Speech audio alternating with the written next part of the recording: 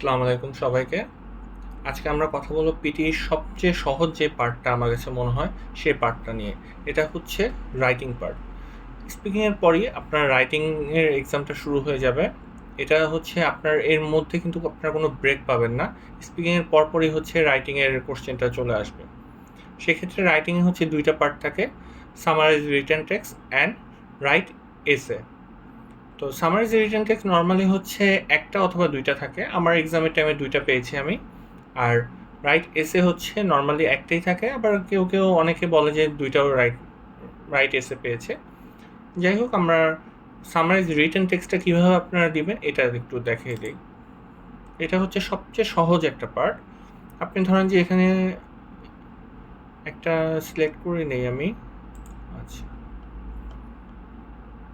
এখান থেকে আপনার যে কাজটা করতে হবে, এখানে আপনারা 10 মিনিট সময় পাবেন। আপনারা হচ্ছে পুরো ফুল একটা 2টা সেন্টেন্স নেবেন আর মাঝে দিয়ে হচ্ছে অ্যান্ড দিয়ে যোগ করে দিবেন। তাহলে আপনারা নর্মালি হচ্ছে 7 এর মধ্যে 7 আউট অফ 7 বা 6 আপ পাবেনই আপনারা। এটা নিয়ে কোনো ভুল নেই। আচ্ছা, আমি ফার্স্টের একটা সেন্টেন্স কপি করে নেই, আপনাদেরকে জাস্ট দেখাচ্ছি। আচ্ছা, তারপর আরেকটা সেন্টেন্স লাগবে আমার। কমপ্লিট একটা সেন্টেন্স নিলে সবচেয়ে বেটার হয়।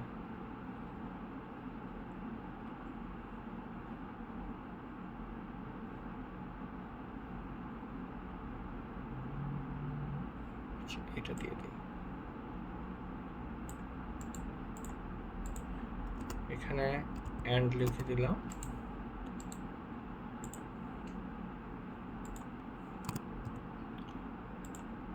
এখানে ফুল স্টপ দিয়ে দিলাম।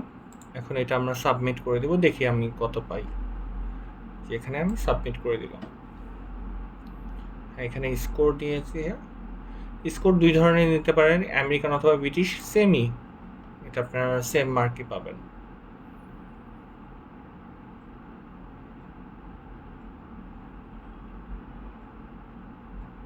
এই চলে এসেছে, দেখেন। আমি জাস্ট কোনো কিছুই করিনি, জাস্ট হচ্ছে অ্যান্ড দিয়ে জয়েন করে দিয়েছি 6.57 এর মধ্যে। জাস্ট আমার কন্টেন্টের মধ্যে ওরা 1.5 দিয়েছে, আর বাকি সবগুলোতেই ফুল মার্কস। যেহেতু আমি হচ্ছে 2টা কমপ্লিট সেন্টেন্স নিয়েছি, সেই জন্য হচ্ছে গ্রামাটিক্যাল কোনো এরর বা মিস্টেক তো ছিল না। আর আমি তো জাস্ট পুরোটা কপি করেই বলতে গেলে দিয়ে দিয়েছি, সো আমার স্পেলিং মিস্টেকেরও কোনো সম্ভাবনা নেই এখানে। আর এখন আসেন হচ্ছে এসেতে।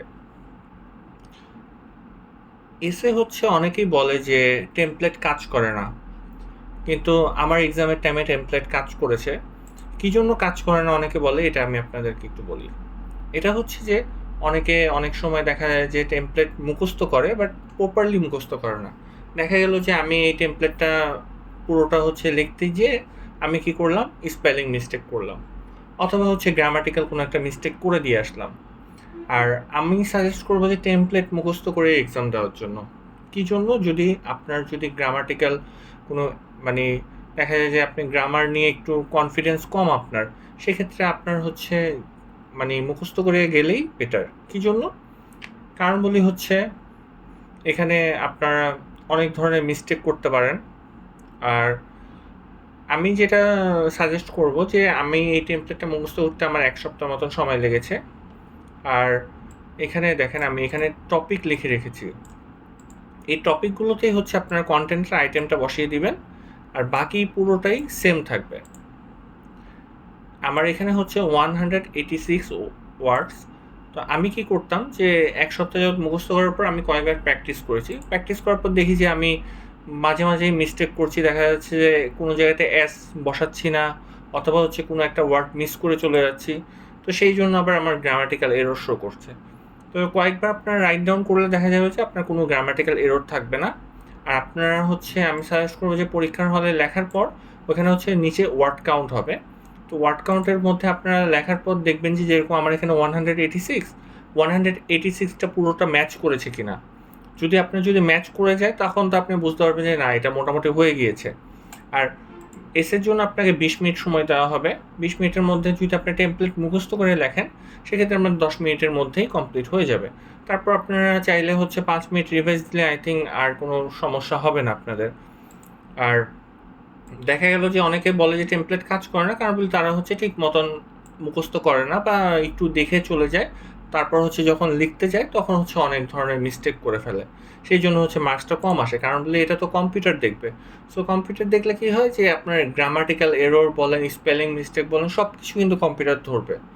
সেই জন্য আপনার টেমপ্লেট মুখস্থ করে গেলে আপনার ভুলের সম্ভাবনাটা খুব কম থাকে।